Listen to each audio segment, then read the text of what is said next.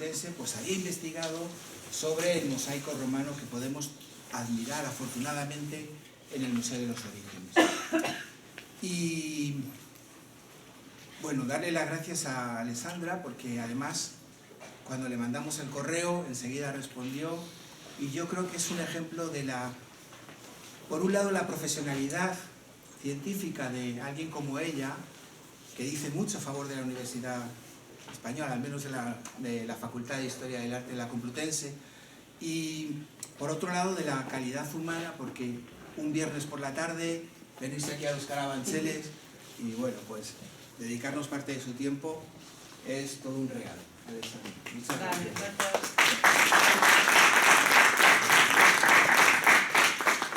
Yo en realidad, bueno, no sabía muy bien cómo enfocarlo. Mi conexión con el mosaico carabanchel fue precisamente porque yo soy arqueóloga de formación, he terminado en Historia del Arte, pero arte romano y tardo antiguo, con lo cual mi franja, digamos, de investigación es relativamente no tan amplia, sino que está más encuadrada, aunque haya hecho cosas, bueno, pues ya una va cumpliendo años y se van investigando cosas.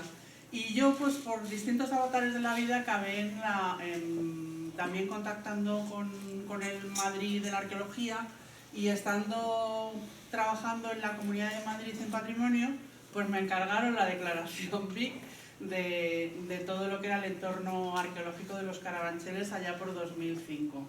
Entonces, claro, yo tenía que documentar todo, y de esa documentación, pues incluso después de haber presentado esos papeles, que bueno, no tuvieron éxito, como las noticias que me pasaste de ayer, que tampoco han tenido éxito la declaración BIC de todo el entorno, porque bueno, al parecer es bastante grande. Y entonces, bueno, pues seguí investigando algunas coletillas que quedaban allí, sobre todo la relación pues, con la Casa de Alba y la participación de dos personajes que veremos a continuación en la investigación y quizás también en lo que ha sido la conservación de este... porque hay muchos implicados, es bastante complejo. Yo intentaré sintetizarlo y a través, bueno, pues de ilustraciones. La verdad es que hace un par de años se celebró el bicentenario del descubrimiento, y esto lo vimos porque en el archivo de la Real Academia de la Historia había una minuta en la cual se pedía al conde de Miranda que protegiese eso, porque los académicos habían oído que se habían descubierto cosas romanas en Madrid. Esto era importantísimo, porque hasta este momento lo único que se conocía de Madrid eran los libros que escribían, que eran más bien fantasiosos, ensayos sobre la Manta Carpetanorum, que no saben si es Villamanta o qué localidad, que aparecía mencionada en los textos latinos, pero se quedaba siempre en el mundo de la fantasía y, digamos, la especulación científica, pero no había nada material, porque la verdad es que el entorno de Madrid es muy rural. O sea, realmente frente a otras ciudades romanas que tenemos, pues Mérida, Tarraco, aquí realmente en todo lo que es el centro nos queda Alcalá de Henares, que es la antigua Complutum, o por abajo Toledo. Realmente era un paisaje bastante rural y era lo que había, y claro, los testimonios rurales son siempre más pobres, no están construidos con sillares y no son construcciones, son más bien construcciones efímeras, y más bien una arquitectura, más que monumental, una arquitectura utilitaria, ¿no? Pues sirve pues, para lo que sirve. Y entonces, bueno, pues realmente tuvo una gran repercusión en todos los círculos literarios y círculos políticos de Madrid, porque era la primera cosa material que se podía tocar. La verdad es que el problema es que no se sabían muy bien las fechas, porque los académicos que hablaban no para nosotros sino para ellos. Entonces ellos hablaban del último conde de Miranda, y entonces siempre ha habido bastante especulación sobre qué mosaico era, y el hecho de que estuviera embalado, como se ve en estas imágenes, durante 35 años en la antigua sede del museo municipal, pues desde luego no ayudó, porque yo he visto, por ejemplo, no voy a aludir así a detalle, pero cuando se hicieron los primeros inventarios de los mosaicos romanos en España, que bueno, se vienen publicando de los años 70, siempre le daban por desaparecido. Y claro, tú decías, pero si está en el Museo de los Orígenes, ¿cómo lo dan por desaparecido? Y es que ha tenido luego poca publicidad. Y la verdad es que lo que yo quiero hacer en esta charla es más o menos relatar la narración, cómo se encontró y luego dónde estaba situado, y luego bueno, pues valorar un poco la revisión cronológica del mismo, porque vamos a ver que quien primero se topó con él dio unas dataciones, pero por unas cuestiones puramente iconográficas del momento del siglo XIX, no sabían lo mismo que nosotros sabemos ahora mismo. La verdad es que todo esto se situaba en la Quinta de Miranda, eso estaba clarísimo, que era un antiguo mayorazgo situado en Carabanchel, y los orígenes se remontan básicamente al siglo V, cuando Ruiz Sánchez Zapata lo instituye como un mayorazgo. Aquí tenemos algunas imágenes, hay muchas imágenes, circulan las de Mier, distintos naturalistas. Estas concretamente son las acuarelas que realizó Prosper de Mérimée cuando venía por aquí, que es un personaje que se conoce por la Carmen de Mérimée, pero desde luego historiográficamente es muy interesante las tesis y sobre todo la amistad que entabló con la condesa viuda de Montijo, que sería la madre de la emperatriz. La primera publicación que tenemos del mosaico, que es lo que ha despistado a todo el mundo, es de 1861, cuando José Amador de los Ríos decide hacer una historia de Madrid y publicarla, también además como se hacía en la época, con dibujos, cromatografías, encargadas a pintores conocidos para ilustrarla. Y entonces, claro, aquí lo que indicaban es que se encuentra cuando el último conde de Miranda, y eso ha dado lugar a muchas conjeturas que luego se han visto que son falsas y a duplicaciones, como comentaba anteriormente, porque muchos de ellos la colocan a finales del 18 con el 14 conde de Miranda, don Pedro Alcántara López de Zúñiga, y otros precisamente cuando ya aparece en el diccionario de Pascual Madoz, que ya aparece mencionado el propio mosaico, y en esos momentos no había ningún conde de Miranda, porque en esos momentos la finca era propiedad de la condesa viuda de Montijo. O sea que había unas incoherencias ahí que no sabíamos muy bien. Gracias a que en los últimos años se han digitalizado cosas y en internet se encuentra todo, esto hubiera sido lo mismo una labor de Zapa en el archivo de la Real Academia de la Historia, pero nos lo encontramos, lo encontramos totalmente casual porque lo habían ya digitalizado y se podía encontrar en internet. Y entonces nos encontramos con la minuta, una minuta de oficio, me parece que va aquí ahora. Bueno, esto sería el detalle de la Quinta de Miranda, con un montaje en el cual, bueno, son unas hojas kilométricas al detalle, es la información más precisa que tenemos sobre la topografía. Aquí, esto ya no sé cómo más, aquí me ha dicho dónde dar la flecha, aquí. Esto de aquí sería el antiguo espacio de la cárcel, y realmente era, bueno, pues quedaba enfrente, alrededor de la nada, y esta sería la valla de todo lo que es la finca, con una serie de edificios. El palacio tenían incluso un teatro, no digo que sea como este de aquí, pero debía ser, tenemos algunas ilustraciones, y es justo donde actualmente se sitúan unos bloques horrorosos de los años 70 de... ¡Ay, qué es mi casa! Pero la verdad es que... y esta es la minuta que se encontró, y fue la que nos dio el detalle de saber que esto se había descubierto en 1819 y que por eso hace 2 años se cumplió el bicentenario.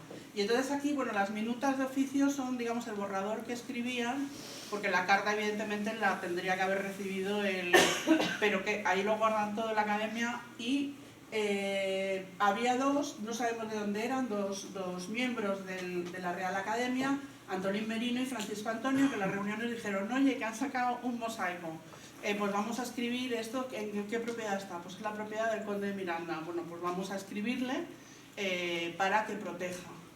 Y la verdad es que no se encuentra en la Real Academia ningún documento más. Y más o menos, bueno, tiene una expresión un poco decimonónica, pero bueno, le vienen a decir la grafía y todo es la del 19. Excelentísimo señor, la Real Academia de Historia tiene noticia de que en una posesión de vuestra excelencia, sita en Carabanchel, se ha descubierto poco a un pavimento antiguo mosaico con otros restos y vestigios de antigüedad. Como encargada por ley del reino de procurar la conservación de esta clase de monumentos, se felicita de que el hallazgo haya caído en tan dignas manos de vuestra excelencia y quien sin duda habrá dado disposiciones convenientes para que no se destruya, con la generosidad propia de su grandeza, preservándolo de efectos del descuido y la ignorancia, a imitación de lo que se practica en los demás sitios de Europa. La verdad es que cayó en buenas manos, porque sabemos que precisamente no hay correspondencia, pero lo que sí que sabemos que la siguiente noticia es de Pascual Madoz, que hace los diccionarios, y explica que hay una caseta con el mosaico. O sea que gracias a esto, este señor, que es el conde consorte de Miranda del Castañar, porque no era, ahí el despiste también, porque muchos pensaban que debía ser no el conde consorte, sino el que llevaba el título, y él, por eso se dice el último conde de Miranda. Y entonces este es un retrato de Agustín Esteve, y realmente sé a quién se debe. No sabemos cómo estaba, hay una foto de 1928 antes de arrancar. Y lo que comentan en la RAE es que no ha habido contestación, pero bueno, a nosotros lo que nos importa es que si realmente protegieron el mosaico. No sabemos tampoco lo que había. Hombre, sabemos más o menos por otros restos arquitectónicos que suelen salir en Madrid, que normalmente son estructuras con mampostería, trabadas con barro, o sea, no es una arquitectura muy monumental, y de hecho sabemos que debía haber muros asociados y otros pavimentos, pero muy difíciles de conservar. Y esto, bueno, pues él lo conservó, lo protegió. De hecho, debieron hacer un camino o algo así, porque se ve que la mitad del mosaico está así como roto al bies. O sea que en un momento que estaban haciendo alguna reforma en la finca, pues se toparon con ello. Les llamó la atención, salió todo y llegó a oídos de la Real Academia y por eso se conservó. Luego las siguientes documentaciones que tenemos sobre él es que, bueno, algunos profesores como Juan de Dios de la Rada y el propio José Amador de los Ríos, pues saben de él. Y de hecho Juan de Dios de la Rada, que es el siguiente, digamos, personaje, oye a un alumno suyo que debe ser de Carabanchel, pues que le dice: oye, en mi barrio, en mi pueblo, hay algo significativo de época romana. Y entonces se interesó por él. Y también es verdad que la condesa viuda de Montijo no debió poner ningún problema a abrirles la casa suya, porque al fin y al cabo era una propiedad privada, para que incluso hicieran indagaciones. Y tenemos aquí, esta es la descripción de Pascual Madoz de 1849, que es ya el siguiente documento que tenemos de saber que han construido una caseta. Lo que pasa es que nosotros no sabemos dónde estaba esa caseta. Vamos a ver que por distintos cálculos y distintas planimetrías pues la hemos podido ubicar. Y ahora actualmente estaría el mosaico, lo veremos también, lo estoy casi adelantando, dentro de este entorno del Colegio de las Oblatas. Aquí tenemos una planimetría de lo que es digamos el recinto con la valla, remarcado lo que sería, bueno, estas antes del derribo de la cárcel, pero más o menos para situarnos. Y bueno, adelantándome un poco, en una pista de baloncesto que hay aquí, es donde estaría el mosaico cuando lo arrancaron y lo compraron en el museo. Y este sería pues el marido de la condesa viuda, que es también interesante porque en algún momento que hubo también aquí algún brote de cólera, la familia se refugió en París y allí es donde conocieron a Prosper de Mérimée. Y bueno, se hicieron súper amigos íntimos y venía, pasaba temporadas aquí, y es otro de los personajes que también, bueno, pues le dota de interés de investigación. Estos son ya, cuando queda la condesa viuda, los planos de la parcela del catastro. Todo esto se encuentra también, eso también se investigó allí en el Instituto Geográfico Nacional. Y entonces, bueno, aquí hay muchas estructuras que salen y que pensamos que el mosaico estaría por aquí, que es la entrada principal, con la descripción de Pascual de Madoz y las planimetrías, pues más o menos lo hemos ubicado. Esta señora era fantástica, o sea, debía ser súper activa, porque de hecho se conservan las la documentación, las cartas que ella, la correspondencia que ella tenía con Prosper de Mérimée, y siempre lo decía, o sea que debía ser de estas personas bastante inquieta, porque no paraba, o sea, y las cartas son también como, bueno, un poco producto de este tipo de personaje. Ella, bueno, la verdad es que la Quinta tenía más posesiones en Madrid, también tenía el Palacio de la Puerta del Ángel, donde invitaba a Prosper de Mérimée, o estas zonas que, bueno, es sabido que se dedicaban a las vacaciones estivales, sobre todo de la gente pudiente de Madrid. Y tenemos aquí un grabado, un pequeño dibujo de este teatro, o sea que debía ser súper activo. Iba de la Croix Stendhal, también figuras relevantes de la sociedad madrileña, como Narváez, Cánovas, Castelar, Menéndez Pelayo, el poeta Ayala o el pintor Madrazo. De hecho, no debió tener ningún problema en abrir. Y de hecho, Juan de Dios de la Rada contacta con ella y le viene a decir que, bueno, que vale, que el mosaico estaba ahí, pero que